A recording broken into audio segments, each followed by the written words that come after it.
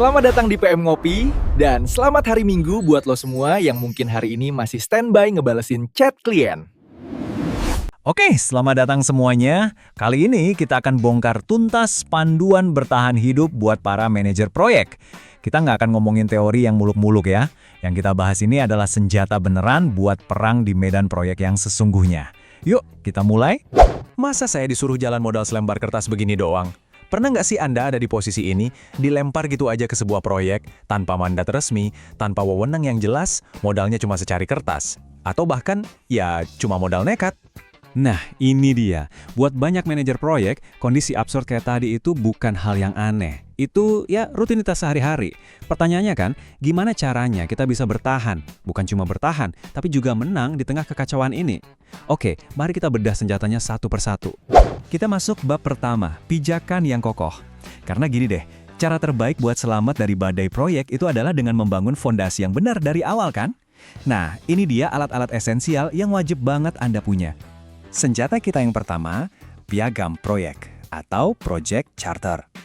Anggap aja ini surat mandat resmi Anda. Soalnya tanpa dokumen ini, Anda itu cuma jadi PM pajangan. Punya tanggung jawab segunung tapi nggak punya kuasa apa-apa buat memakai sumber daya. Coba deh lihat bedanya. Kalau di dunia ideal, di buku-buku gitu ya, Anda punya mandat yang jelas. Tapi di dunia nyata, Anda diminta mimpin tim dari departemen lain, yang bahkan bukan bawahan langsung Anda. Tanpa piagam proyek, permintaan Anda cuma bakal dianggap angin lalu. Oke, anggaplah sekarang Anda sudah punya wewenang. Terus gimana? Gimana cara menaklukkan proyek raksasa di depan mata? Banyak loh yang langsung kejebak kerja gaya koboi. Asal tembak, gerusak-gerusuk, dan berharap yang terbaik. Padahal, ada cara yang jauh lebih cerdas. Nah, ini dia peta Anda, Work Breakdown Structure, atau WBS. Ini tuh seni memecah-mecah pekerjaan raksasa jadi potongan-potongan kecil yang gampang diurus. Gini deh, tanpa WBS, Anda itu bukan manajer, tapi lebih mirip pesulap yang diharapkan bisa melakukan keajaiban. Disinilah biasanya perangnya dimulai. Teori bilang kita harus pecah kerjaan dengan teliti biar estimasinya akurat. Tapi realitasnya, klien maunya hasil instan, kayak bikin mie instan. Padahal ya, tanpa WBS yang benar, siap-siap aja deh bakal muncul banyak tugas siluman yang rusak anggaran dan jadwal proyek Anda diam-diam. Oke, kita lanjut ke bab 2. Lingkup proyek, medan pertempuran utama. Kalau perencanaan udah selesai, disinilah perang yang sesungguhnya dimulai. Setiap hari, batasan proyek Anda bakal diserang dari segala penjuru. Jadi, siapkan perisai Anda. Dan inilah perisai Anda, scope baseline. Ini bukan cuma daftar kerjaan biasa loh, ini tuh kayak perjanjian suci. Isinya ada dua hal yang super penting, apa yang akan kita kerjakan, dan yang nggak kalah penting, apa yang tidak akan kita kerjakan. Keduanya harus jelas.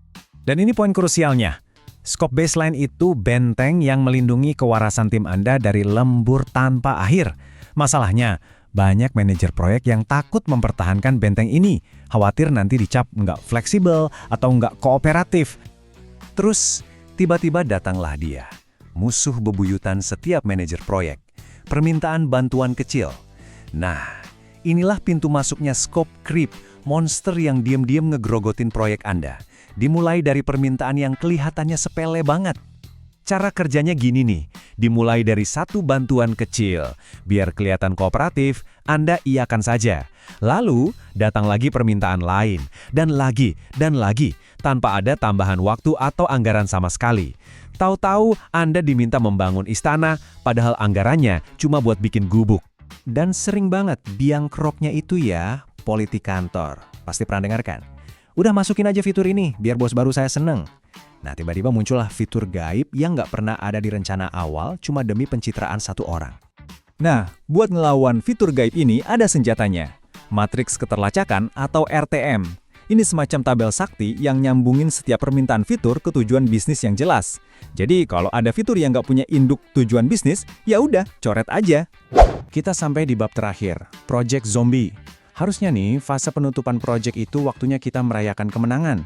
Tapi seringnya, malah jadi mimpi buruk saat proyek Anda menolak untuk mati.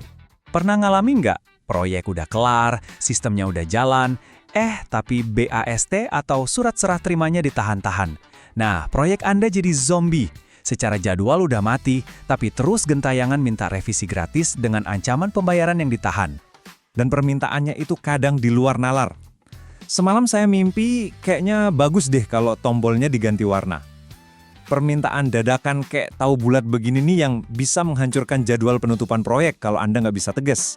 Idealnya sih semua perubahan itu dianalisis dulu dampaknya.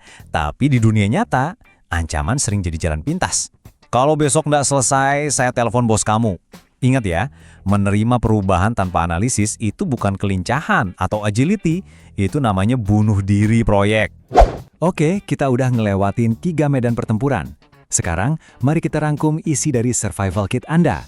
Anggap ini senjata-senjata andalan yang harus selalu Anda bawa. Ingat baik-baik perlengkapan Anda. Piagam proyek itu mandat Anda. WBS itu peta Anda biar nggak tersesat. Scope baseline itu perisai Anda. RTM itu bukti Anda. Dan proses kontrol perubahan adalah prosedur kewarasan Anda. Kalau Anda mengabaikan salah satunya, itu sama aja kayak mengundang bencana.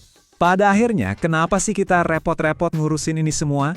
Karena di balik setiap proyek, ada manusia. Dan kutipan ini benar banget. Hadiah terbaik yang bisa kita berikan untuk keluarga dan diri kita sendiri adalah kehadiran kita, bukan fitur-fitur canggih yang harus dibayar pakai lembur tanpa akhir. Jadi, saya mau tinggalkan Anda dengan satu pertanyaan ini. Berapa harga sesungguhnya dari sebuah proyek yang tidak terkendali? Biayanya itu bukan cuma soal angka di laporan keuangan, tapi juga waktu, energi, dan kewarasan kita yang hilang. Coba pikirkan itu. Terima kasih.